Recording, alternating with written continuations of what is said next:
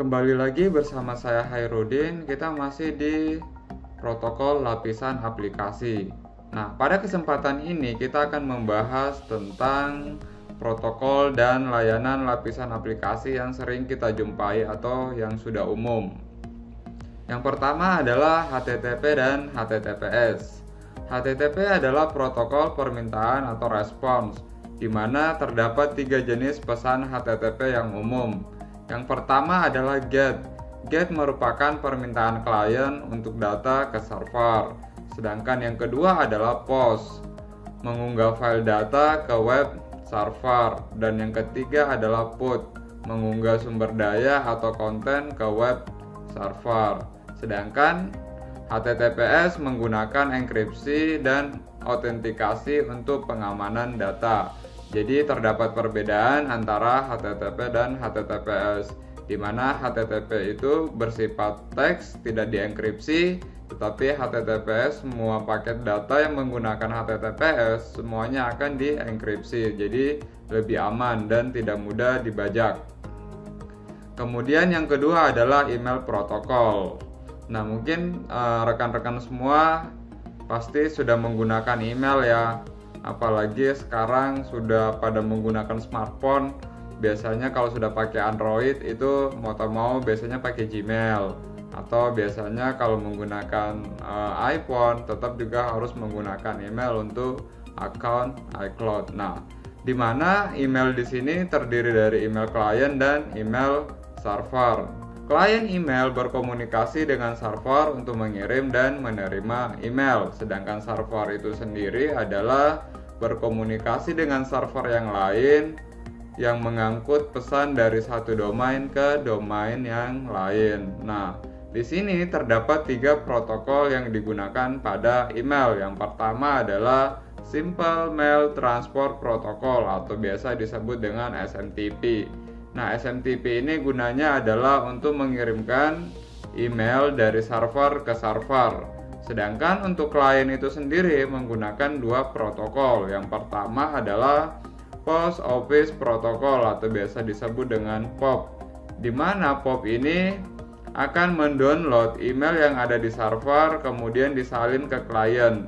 Nah, di mana setelah mendownload, email yang ada di server akan dihapus, berbeda dengan IMAP atau Internet Message Access Protocol, di mana IMAP ini merupakan aplikasi mail client juga yang mendownload mail dari server tetapi tidak menghapus email yang ada di server. Jadi ada perbedaan ya.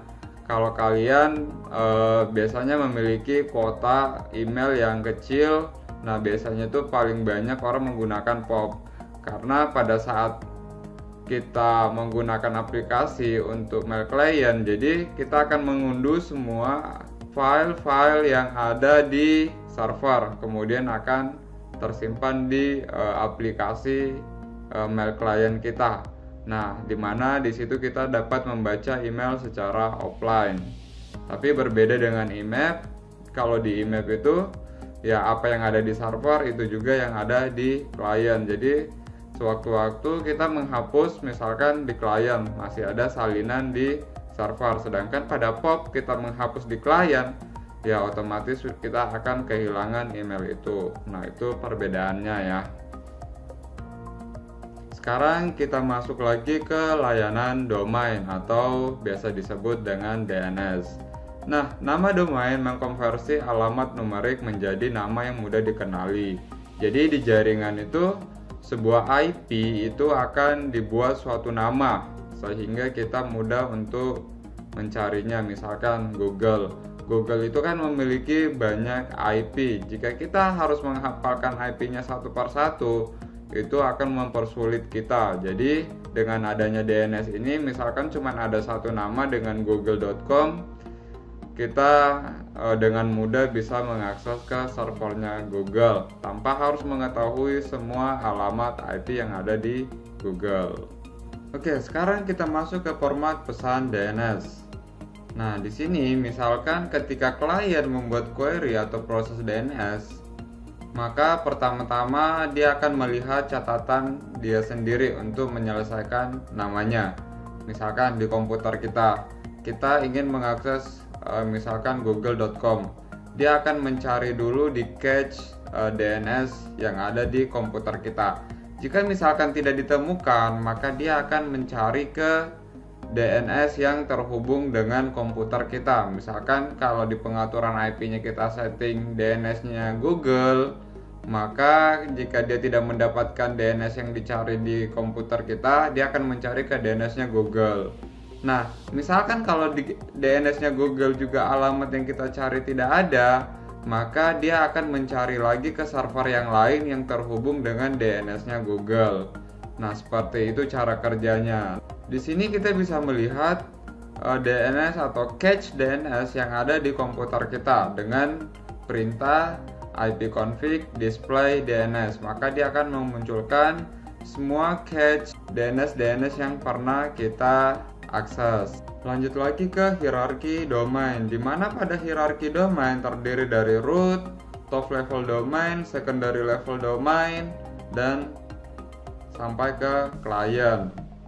Untuk melakukan pengecekan suatu domain dapat menggunakan tools yang namanya NSLookup.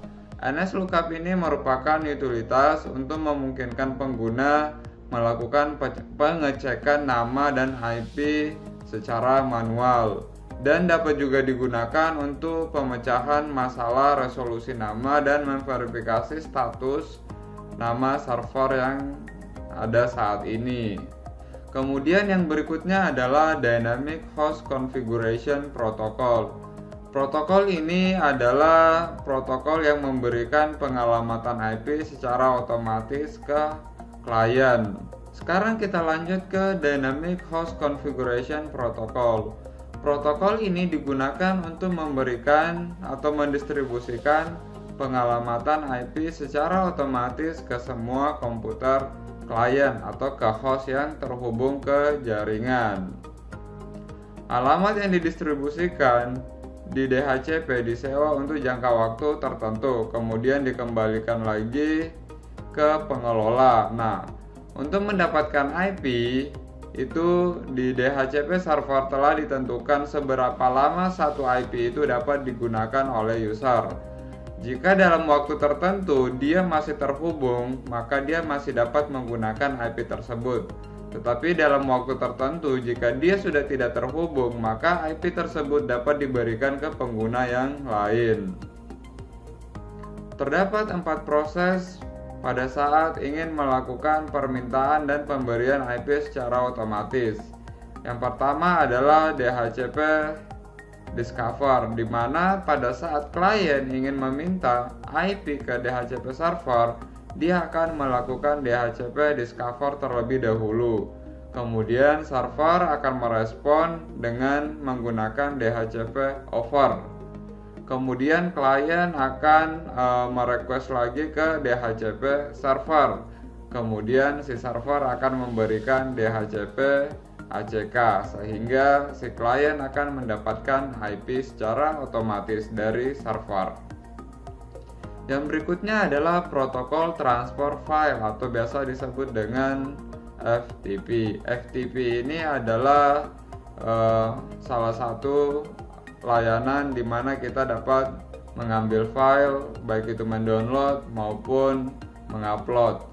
Nah, untuk menjalankan FTP menggunakan 2 port. Yang pertama adalah port 21 dan yang kedua adalah port 20. Nah, port 21 ini di mana klien akan membuat koneksi ke FTP server.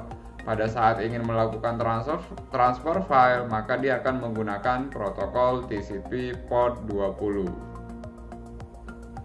Sekarang kita lanjut lagi ke server message block atau biasa disebut dengan SMB. SMB ini merupakan protokol yang ada pada jaringan Microsoft, di mana memungkinkan kita bisa berbagi file maupun berbagi resource seperti printer. Klien dapat membuat koneksi jangka panjang ke server dan dapat mengakses sumber daya di server seolah-olah sumber daya lokal untuk host klien.